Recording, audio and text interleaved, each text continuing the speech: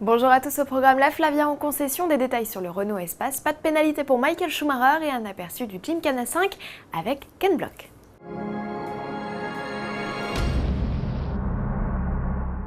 C'est l'été, même si certains en doutent, une occasion rêvée pour lancer un cabriolet.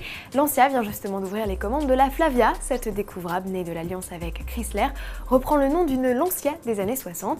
Fin du coup d'œil dans le rétro. Cette nouvelle Flavia mise sur un équipement généreux et une motorisation unique. Le 2 litres 4 essence de 170 chevaux promène les 4 occupants au gré du vent.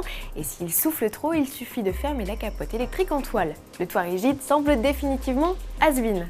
Côté tarif, la mise de départ est fixée à 36 900 €, un prix bien en deçà de ses rivales allemandes, BMW Série 3, Audi A5 ou encore Mercedes classeux cabriolet. Des modèles qu'elle surclasse par ailleurs avec des dimensions généreuses. Avec ses 4,95 m, elle est en moyenne une bonne vingtaine de centimètres plus grande. Même la série 6 Cap s'incline avec son petit 4,90 m. Renault livre un peu plus de détails sur son espace restylé. En mai dernier, le monospace, dont le premier opus est apparu il y a 28 ans, s'offrait un léger repoudrage caractérisé par l'arrivée d'un logo plus gros sur fond noir.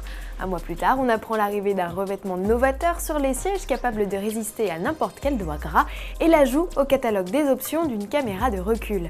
La dot de série comprend GPS, système Bluetooth ou encore démarrage sans clé. Sous le capot, les modifications techniques apportées aux 2 litres DCI 130, 150 et 175 chevaux ont permis une réduction de la consommation moyenne de 0,8 litres au 100 km et des émissions de CO2 en baisse de 20 grammes. Le malus passe donc de 750 à 200 €. Les tarifs du monospace 7 places devraient suivre, une nouveauté à découvrir au Mondial de Paris en septembre. Du sport maintenant, Michael Schumacher signait le week-end dernier au Grand Prix d'Europe son retour sur les podiums de Formule 1, une 3e place qui a bien failli lui passer sous le nez. Explication avec Jean-Louis Moncey. C'est vrai qu'il s'est fait prendre en flag avec le DRS ouvert sous drapeau jaune, et ça ne pardonne pas normalement.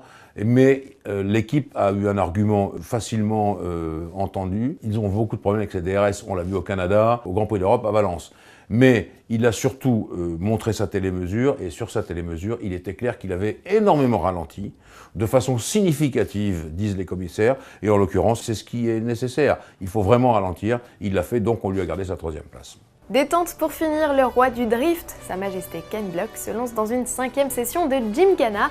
Un opus dont la sortie est prévue le 9 juillet. En attendant, le maître livre un aperçu de ses facéties dans un trailer. Au menu, des donuts sur une barge en pleine baie de San Francisco. Ça promet. À demain.